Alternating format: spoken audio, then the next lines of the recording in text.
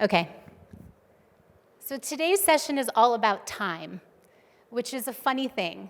So as a parent, I experience time sometimes going very slow. Like I cannot wait from the start of the day when my children wake up for them to go to bed, and the time just drones on. And equally, I experience time incredibly quickly. That goes fast, and I don't even remember how I can account for my day. And earlier today in the plenary sessions, we heard that time can be cyclical, kind of repeats itself depending on how far out you look. And we're at a moment in time where there's incredible acceleration. Things seem to be happening at faster and faster rates, perhaps faster than ever before in our world. And so when we think about the future, which being here for the first time in Saudi, I can kind of I feel like it's unfolding rapidly. It feels very different, the future, from my home in Brooklyn. But again, it's all relative time. So when I say future, what are some of the concepts that come to mind? What's a word that comes to mind to describe the future? Technology. AI. Aging. What are some of the qualities of the future? Uncertainty, aging. That's another session. We're actually doing a whole leading to age 120 and how we live a long and fulfilling life. Uncertainty. Anyone else? Hope. Great. So there are often three qualities of the future when we think about it. So there's uncertainty. It is by definition unknown. It hasn't yet happened. And by virtue of that, there's the second quality, which is that there is great opportunity. There is potential. Because we don't know what will happen, the future is up for grabs. Again, something you can feel very much being here at FII. And the third one is risk. Because the future that we want, that we're choosing, may not be the same future that's unfolding for somebody else. Maybe there's someone proactively shaping a different future, or maybe external forces of nature and other things will have an impact. So there's a risk. We have uncertainty, we have hope and opportunity, and we have risk. And we're going to really explore how we find our agency in that uncertainty. That's really the purpose of today.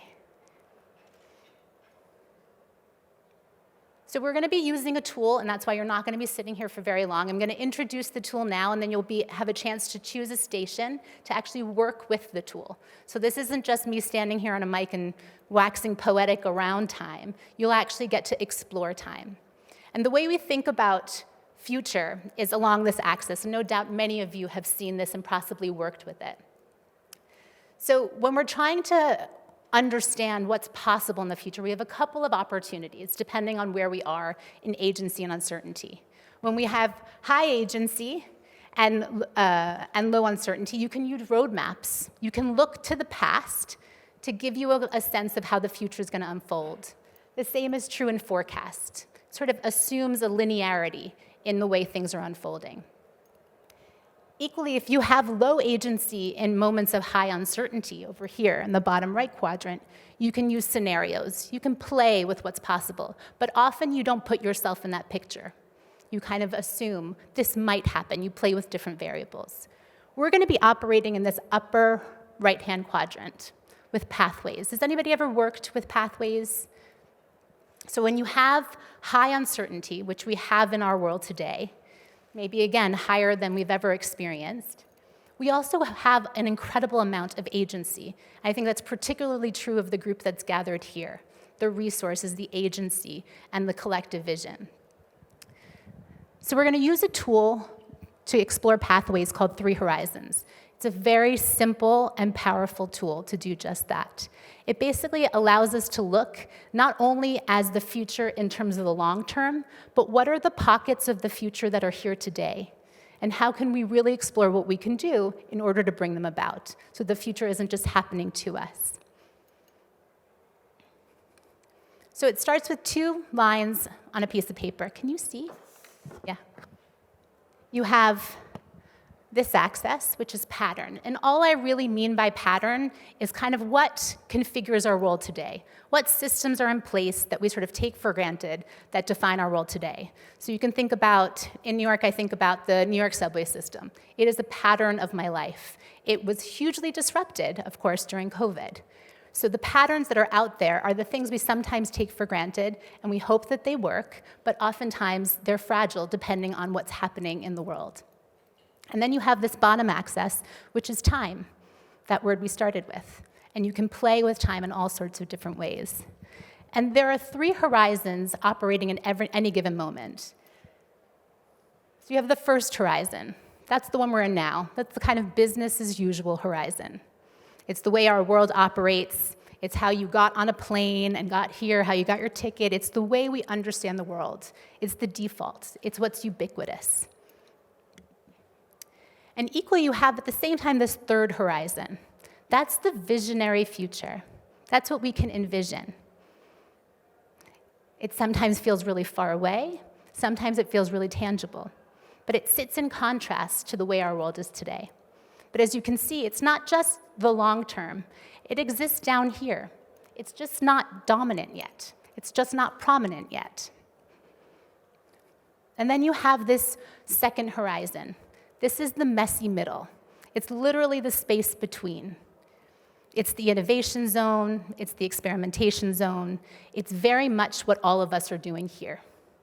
It's where we're trying to bridge between where we are and where we'd like to be. Any questions around that? This tool has been used with kindergartners. It's been used in high-level diplomacy. It has a really quick application, and it can really help unlock conversations. So we're going to use this tool to actually explore, well, we'd like to propose using this tool to explore 4 questions. Under this bigger banner of what brings us here today, which is to enable a brighter future, we're going to look at the far-off time horizon. Now, bear with me. We're going to look at 2100.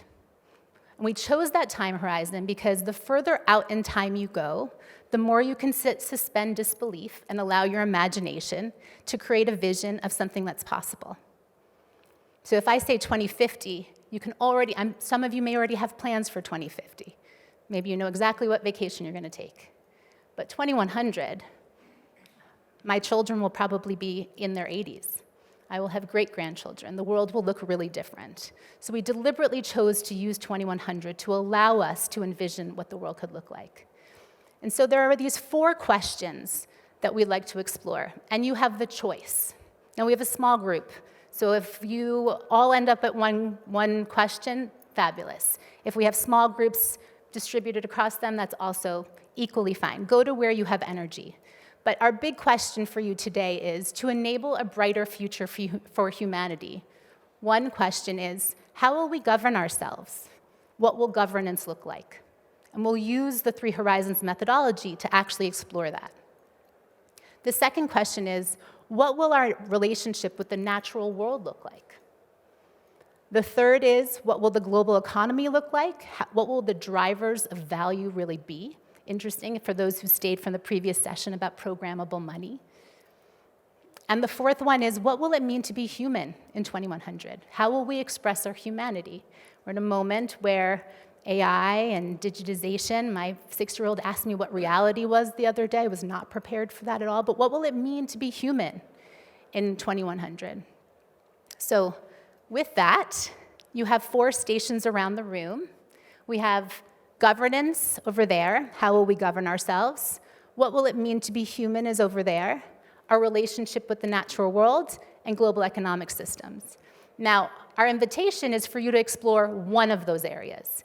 If you are caught and you have 2 that you'd like to explore, come and see me and we can figure out how we're going to do that. But maybe by show of hands or by show of vote with your feet. Go to the station that most resonates with you and let's see where we get to. And my colleagues Owen, Lindsay, and Ellie will be there as well. So human, governance, economy, relationship with the natural world. What group are you? We're the best group here. Can you give us a little bit more information? We're studying our relationship with nature. I found this very difficult because you had to be positive, not in my nature. And when you think about environment and sustainability and all that sort of stuff, the future doesn't look necessarily rosy. But we overcame that, and we have lots of green stickers, what we think the future could be like. We have some things that we would want to change and things we would want to keep. One dissenting voice, not going to name names or anything, but he hates pets. So he wants all the pets in the world destroyed. Not sustainable. But generally, I don't know what detail you want me to go into, but generally I thought it was a good, yeah. I think also Good. if there's any insight that came up, not just how the exercise, because we all went through a similar exercise, any insight, but it sounds like for you, Paul, there was a kind of having to let go of the kind of fear of the future, clear-eyed fear. No, I think it was actually the process of, there's very little standing here today that feels positive about 100 years out when it comes to the environment. That was my starting point, and therefore I was a bit grumpy at the beginning. But I think actually the process of looking at what wasn't working and what you I think that line, whatever that line is, the red was actually slightly easier for me because it was about what you stop doing and what you want to do. The green I thought was a bit ambitious. That's just me, I'm sure. Anybody else? Your face. Yes, controversial in this region, but we talked about cutting out buffets, especially during Ramadan. So sorry to all of my other fellow Middle Easterns. I think one of the things that stood out for me, I mean, there's a lot to cover, but the thing that stood out to me really is it was sort of a microcosm of the challenges we face globally when it comes to this issue between idealism and pragmatism. So what do we realistically have to still contend with down the line? Will we still have plastics? Should we kind of accept the realities that some of the bad things will continue? Is it realistic to expect people to drastically shift their behaviors, and how do we incentivize or trend in the right direction as opposed to pontificate about some sort of ideal future that isn't really grounded in reality? And you saw differences of an opinion within the same group, and I think it's a great example of what we see kind of globally when we deal with these issues. Wonderful, thank you. Global economics.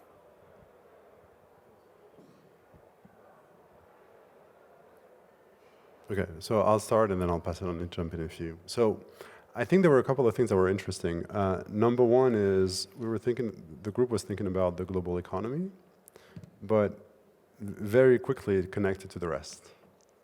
And so there were a couple of clusters that were quite fun on the way to think about the future in that sense. One of them was around essentially the means of production. Okay, so the fact that with an automation, you're able to create loops that may not even require humans to produce, right? But then, so what?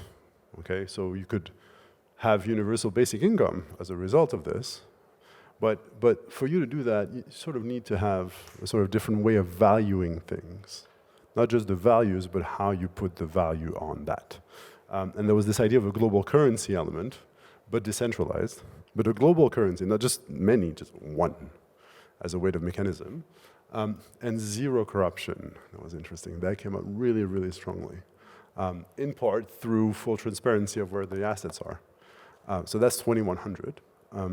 Things to let go of, there were a couple of things that were very interesting. Greed came up in many different ways. So it's not necessarily the profit motive though, right? My motivation for profit is one thing, but greed is the pursuit of profit for the sake of augmenting it. So the value system here needs to change. And the greed is the problem, not saying the profit motivation, because that's the incentive to innovate or to take risk as an investor, et cetera. But more why you're doing that, the value-based element. Another thing was, there was an interesting debate around the style of governance, so that's my ball to you. But the last one was, there was a bit of conversation on essentially the taxation based and the role of central banks. There was a big debate about whether we need central banks or not. Turns out there's multiple ways to think about that. And so I'll stop there. Happy to discuss in more details, but over to you, Owen. Thank you. So we had a very select group over here with amazing output. So thank you to Nicholas and Sahel. I won't hog the mic, but I just want to sort of highlight a few things that came up. This idea about that by 2100, the idea of nationalism being transcended by something that reaches beyond that. So something that is a global sense of who we are as a people, which would then trickle down into things like how we share our resources, how we produce resources, how we think about the nature of things like participative democracy, how that then connects us to each other throughout the globe as well. And again, the things that we felt weren't fit for purpose currently, our current institutions are a little hamstrung at the moment. They don't have enough teeth, if you like, because they perhaps are having to respond to this lizard brain idea of us thinking about ourselves as individuals or national identities before we think about a global identity. And then obviously that is compounded by this race for resources and greed. A few things that we felt would need to be held on to included a passion for life. The idea that we need passion for life by 2100. We do have that currently. We also need a healthy competition. You know, if we think about what technology might be able to enable by 2100, it might take all the fun out of life and out of things that perhaps we need, which then connects us to this idea of human-centered decision-making, which might be enabled by data, but would still be human-centered and would be benevolent, more importantly. But I'll hand the mic over to my colleagues to see if they want to add anything. You summarized it really well. Yeah. Thanks, Owen. Thank you. So for me, this was the most interesting because it put us, I think, out of our comfort zone to think to 2100, which is a very long time ahead, how humanity will be, or what does it mean to be human in general. Personally, I won't be here, I don't think, but let's see what other people who might be here. So we started with saying what we might think will happen. Some of us said fairness, or multi-planet colony, which was very interesting, symbiotic life. And after we assumed what might happen or analyzed what might happen, we then said, what can we do now in 2023 to let go of things, for example, like changing our lifestyle, or let go of being anti-globalization or anti-migration, let go of ego, wars, etc. And a lot of us, including me, felt that it was hard to imagine, you know, later on what might happen such a long time ahead from now. So what we did here was seeing what we can hold on to instead of what we can let go of. And stuff that we can hold on to is our arts and culture, our curiosity, wanting to always be curious and learn more, human rights, memory, dialogue, which are things that are very important that we learned as a society, because also something that we discussed was, like, let's say 100 years ago, humanity was thinking like us right now, what will happen in 100 years. So maybe we can take what we learned before, and since we're living the before that we assumed, we can like maybe look at the future in a different way. So, yeah. Thank you. Wonderful. Thank you, everyone. I know it's hard to suspend disbelief and go to 2100, but the idea is that actually these horizons are present all the time. And so as you go back out into any of your sessions, think about them as three voices. Who is that visionary voice that feels really far-fetched and you couldn't even imagine it being possible? What's the more kind of managerial voice that is really taking care of the system as it is now? And who's sort of operating in that messy middle? I would say the vast majority of people, you might span all three, but if you start to think about these as voices in a conversation, it changes the kinds of conversations we can have. And the other piece that's really striking is just how interconnected these issues are and how interconnected the issues out there are as well. So we hope that not only was the exercise stimulating, but the tool is now something that perhaps you can put as a lens in different conversations to have better disagreements, better debates, to really foster that curiosity. And if you feel so compelled, we're going to actually explore the blue horizon in the next session after this, where we have the levers of change to really bring as much agency to the uncertainty we face. But thank you all so, so much. Thank you. Can I take a picture?